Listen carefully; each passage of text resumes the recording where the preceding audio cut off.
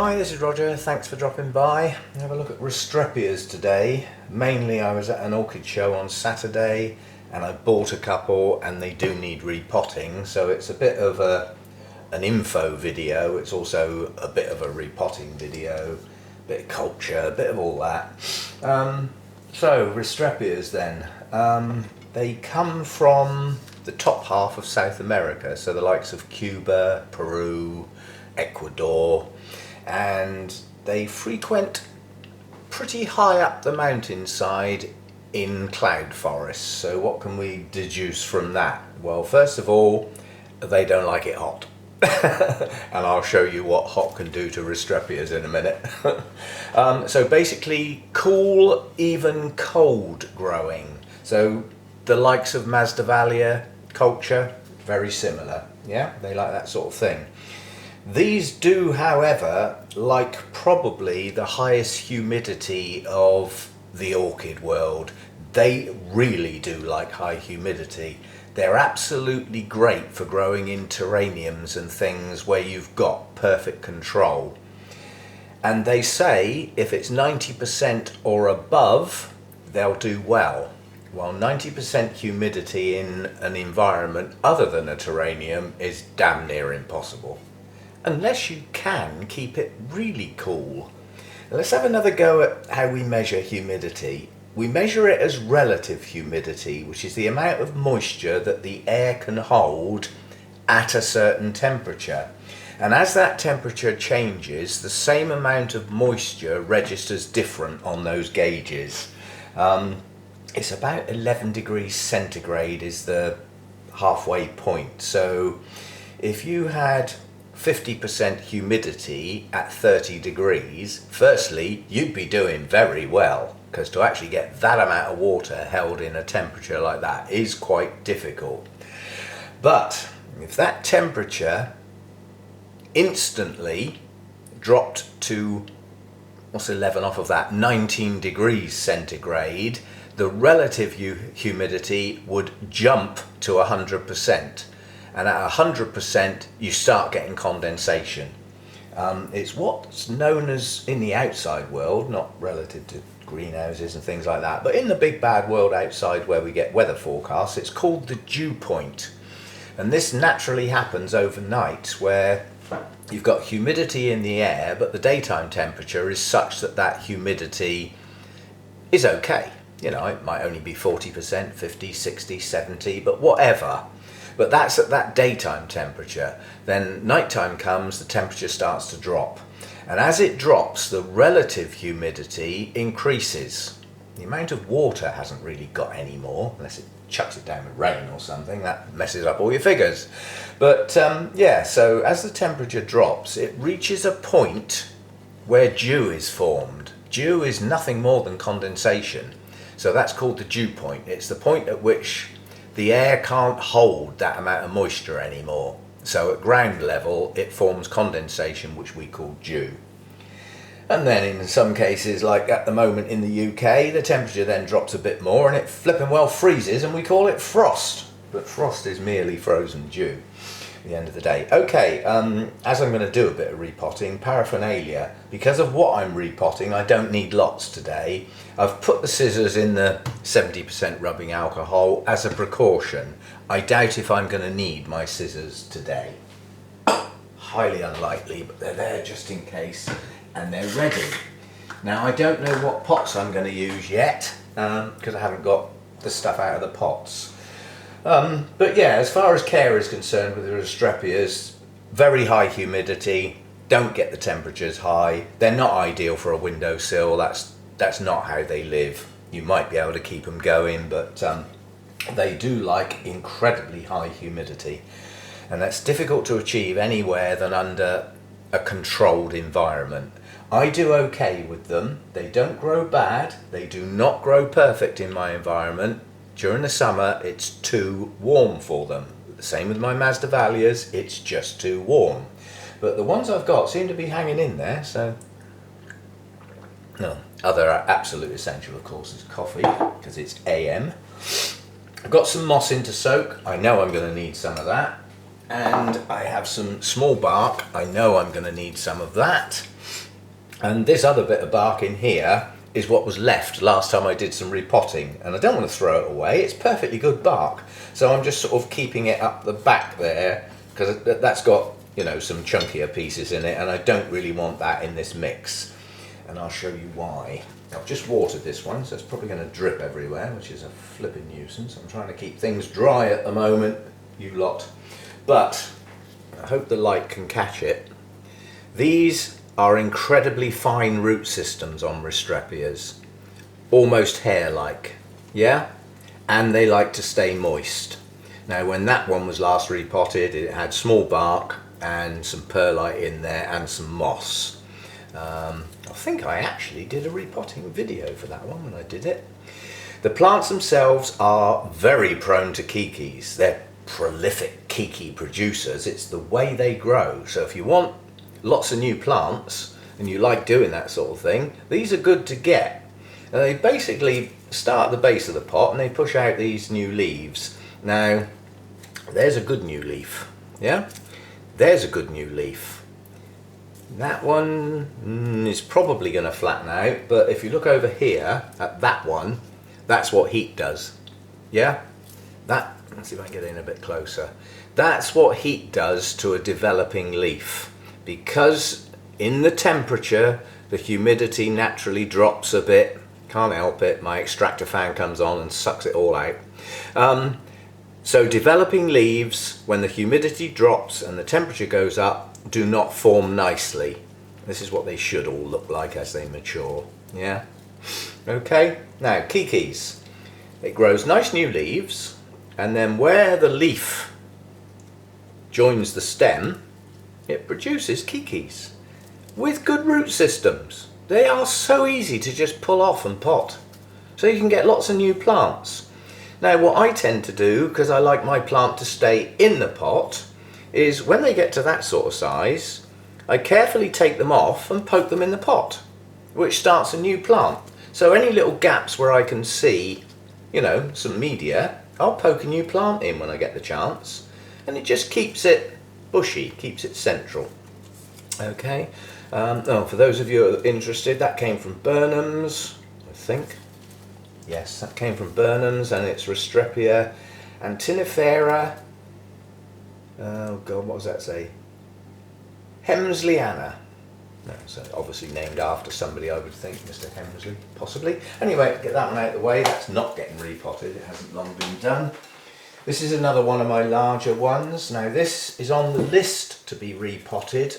I've just brought it out today to see if it really needs it today or not. See, I keep them in these clay pots when I can, provided I can get one that fits. And the reason is the clay pot helps keep the roots cooler. You know, it keeps the sun that comes in through the glass off of the pot, which would stop it heating up. So it does help a bit. If you want to be really clever, you can stand these each morning in a bucket of water and then put the pot back in there. And some sort of science goes on. As water evaporates from this type of material, it has a cooling action. I don't understand how that happens. I don't need to. I just know that it does. So if you stand pots in clay pots, it helps keep the roots cool. Good idea for Masdevallias and Restrepias. Okay, that's why it's in the clay pot, basically. Now this is Falkenbergii. I've had this one quite a long time, and it is on the list to be repotted. But it's not going to get done. That's going to wait till the spring. It's okay, the media is okay. The problem is they like to stay moist all the time, and unless you use an inorganic media, any form of organic media that's kept moist all the time breaks down faster. That's life. You have to live with it if you go down that road. Again, you can see little kikis forming on the end of the leaves. They love it. They produce lots of little plantlets. And the blooms, I'm surprised this one hasn't got any. This is blooms on and off all the time. I can find one that has been recently. No, not at the moment. I must have trimmed them all off last time I watered.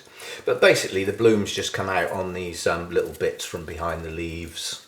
I'll put some pictures up of blooms that I've had to go with the plants.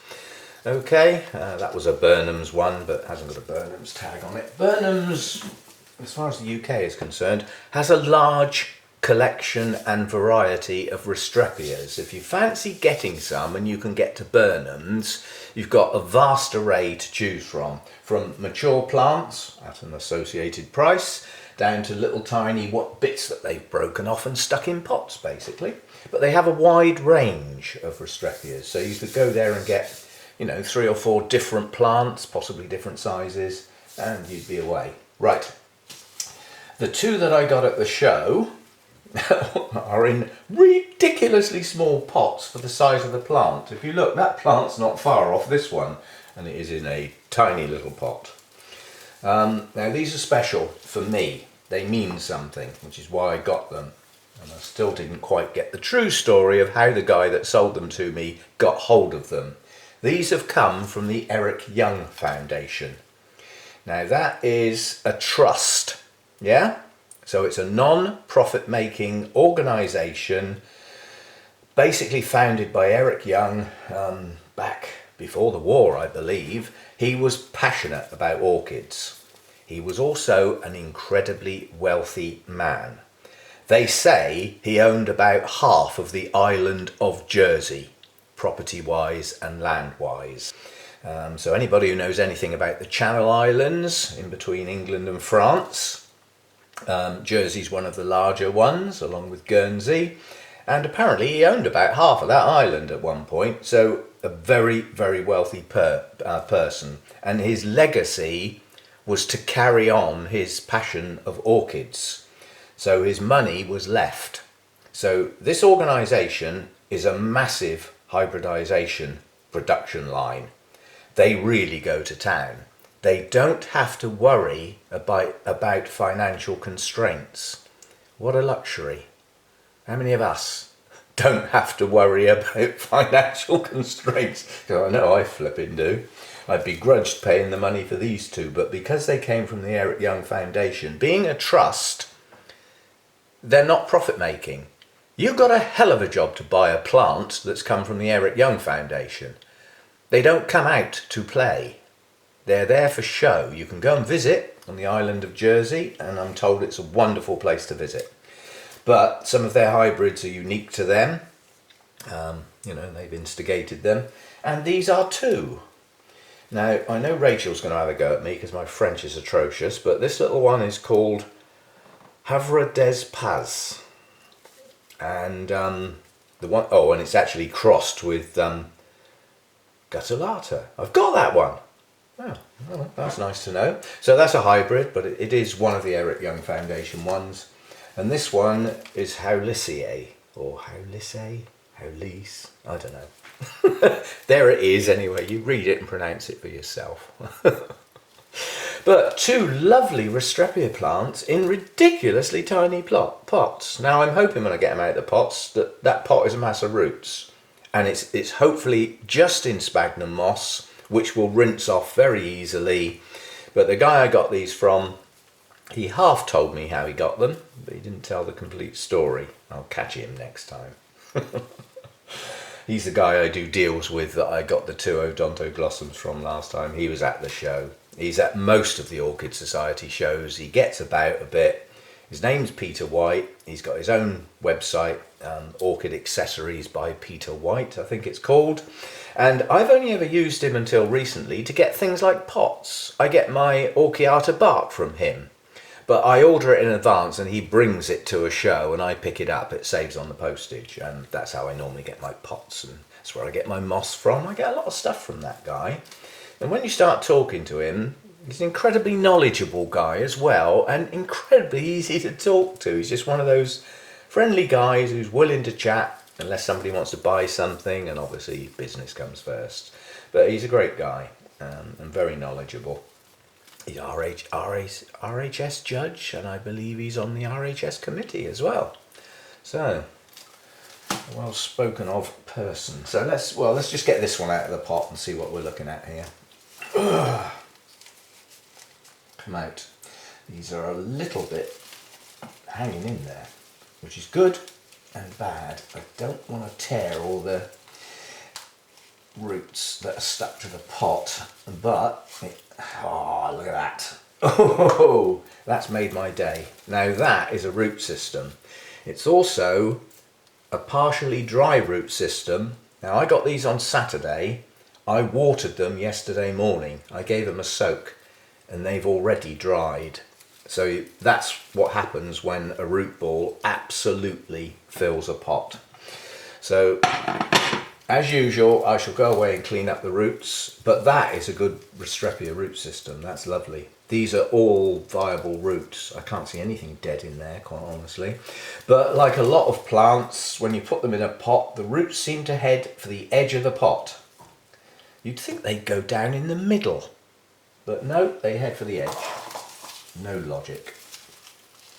And what have we got on this one?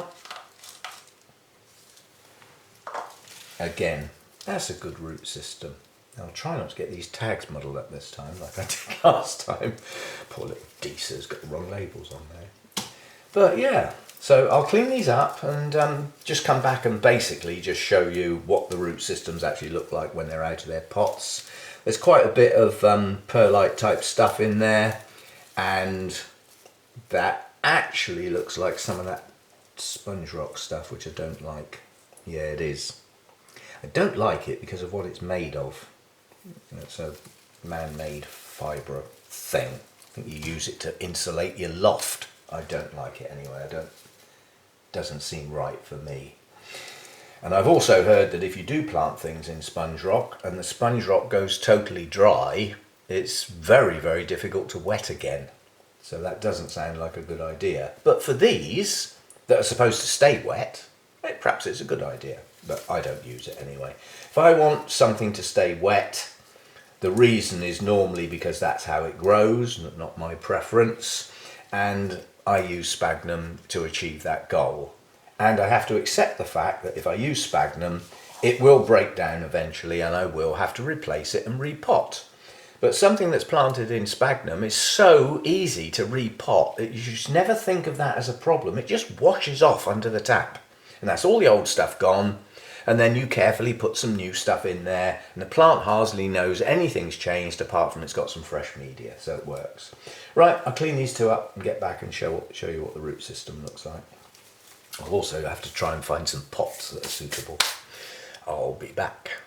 Oh, just while I'm there before I go away, this is highly likely to be the last repotting type video simply because of the time of year.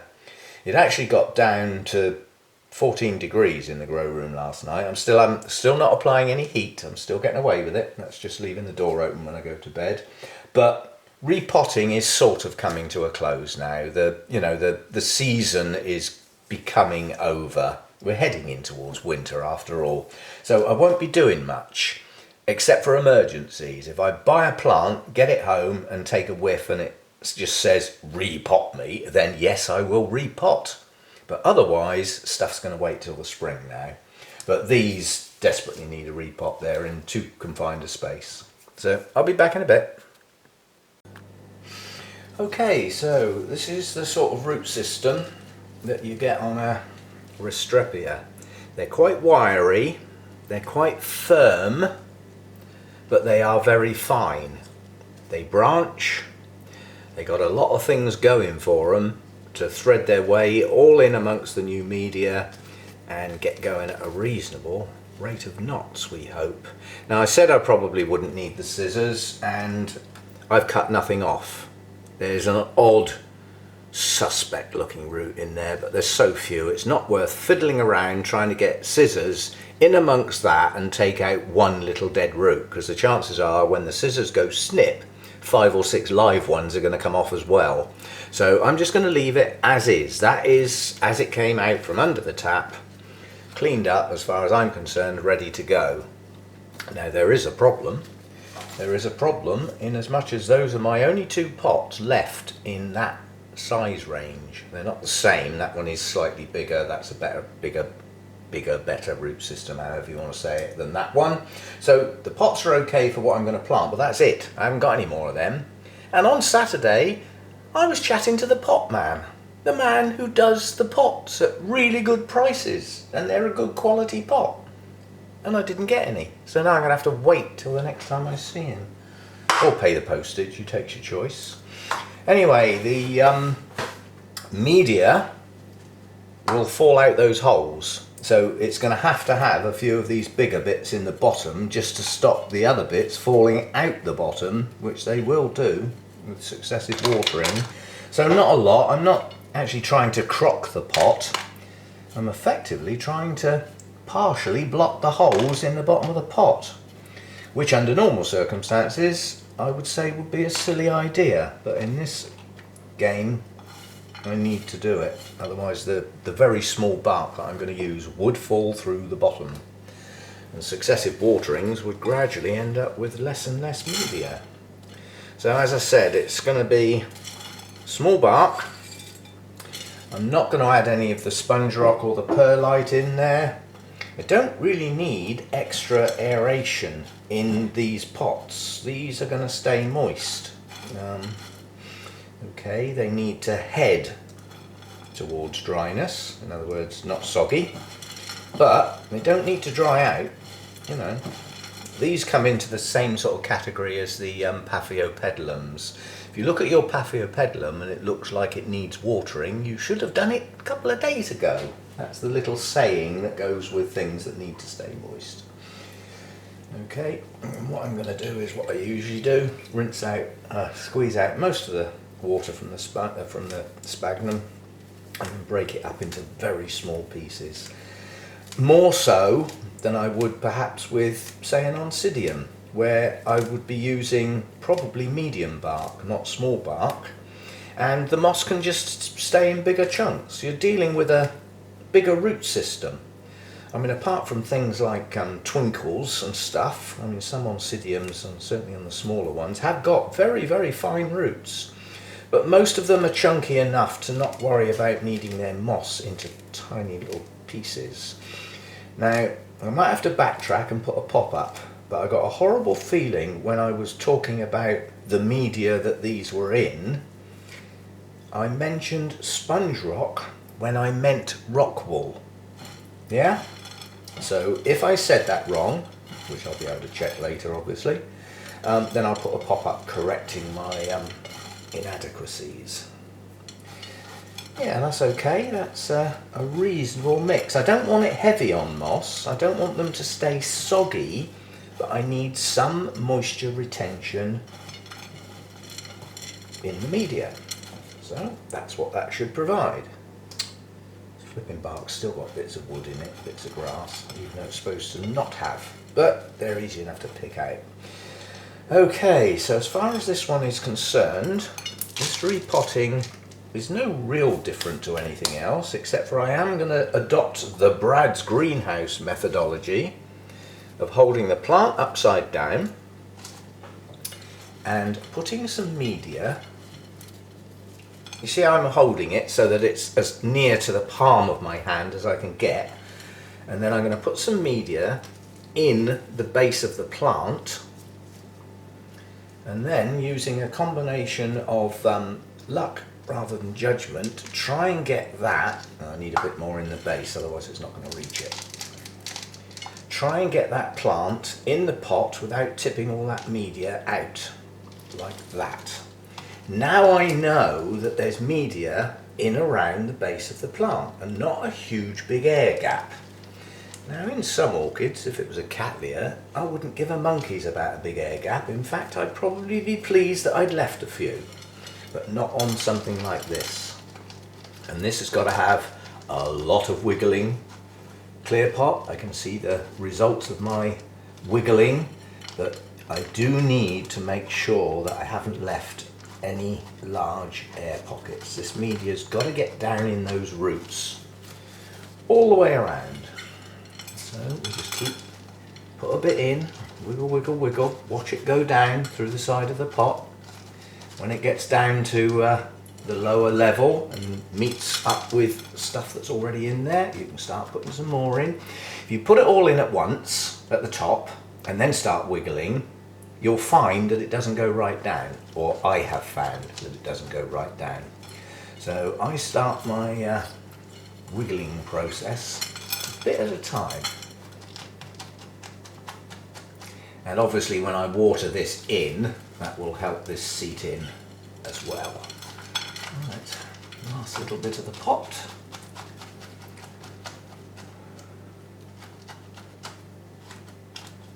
And these roots are quite wiry. They might be fine roots, but they're not actually delicate roots like some. Some you've got to be so careful, you push your finger down the side of the pot and you actually snap roots. These aren't those roots. These roots are quite sturdy, but in their appearance they're quite fine. Right, how are we doing? Any gaps? No. And as usual, give it a clunk. That helps sit it all down, along with the massive watering it's about to get because my media's dry. Okay, a reasonable distribution of roots around the pot, and I'm confident because of the way I actually put the media in the base of the plant that I haven't got a huge air gap right under the base of the plant, which on something like this you really don't need. And just about enough room at the top of the pot to be able to pour water in and not wash all the bark down the side of the pot. If you overfill, that's what you're going to do. Now on the watering front, I'm changing soon. I didn't do it over the last few years and it cost me, I believe. When it comes to winter time, things have still got to dry out between waterings. And the way I water, by chucking a huge amount of water at the top of the pot and letting it drain through, and then perhaps chucking some more at the top of the pot and letting it drain through, because through the summer I want those pots wet. Then, because of the heat and the air circulation and everything else that goes on in there, they still dry quite fast, partly due to the media as well. And that's good, that's exactly what I want. Now I still want that drying quite fast through the winter, but I won't have the heat and I'll still have the air circulation, but not to such a volume that I do in the warmer weather when both circulating fans are firing up.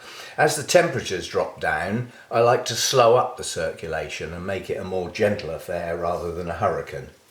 Perhaps that wasn't the best choice of words.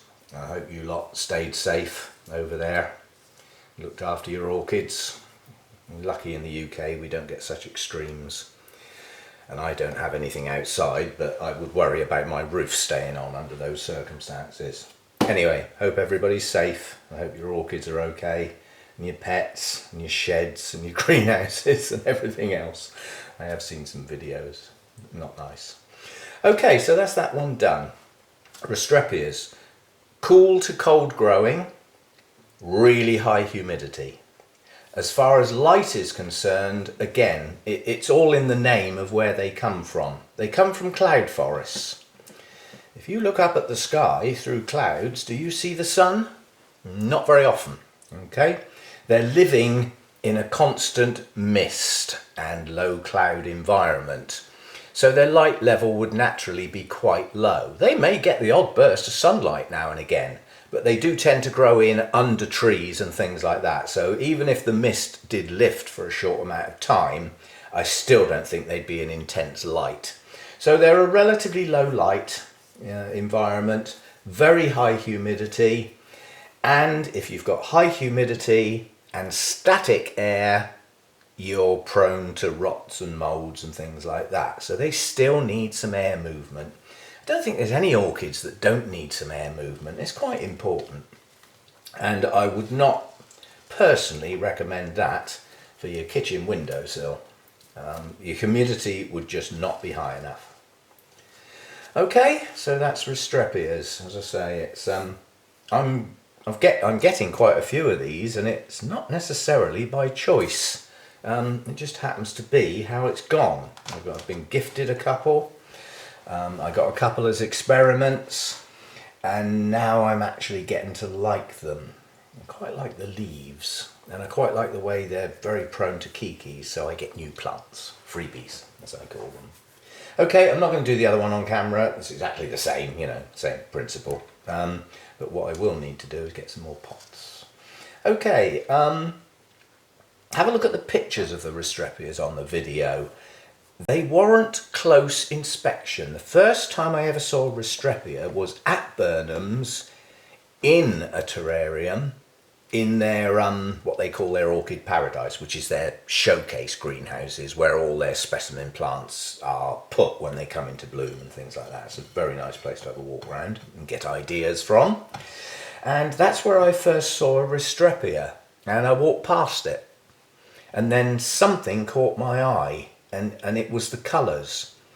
It was the very, very thin stripes of almost gold yellow and red, and it just caught the corner of my eye, and I went back and I leant in, and as soon as I got close to those blooms and saw their very, very strange shape, it looked like some sort of alien thing, you know, with antennae. As soon as I saw that shape and the intensity of the colour, albeit on a very small bloom, I just went straight round the corner and bought two, just there and then, just on the basis of seeing that one in flower. And for me, they flower on and off. That's just what they do. At the moment, not a flipping light, but coming soon, they keep going. So there we go, Restrepias. I love them. I won't say they're my favourite orchid, but I just like them. I like their habit. I like the way they grow, I like the way they produce kikis, and I like the way the blooms come out. And as I said, the colours on a lot of them are intense, but you've got to get your eye in close. Close enough that when I'm videoing, I have a hell of a job to get in close enough to make it work on the video.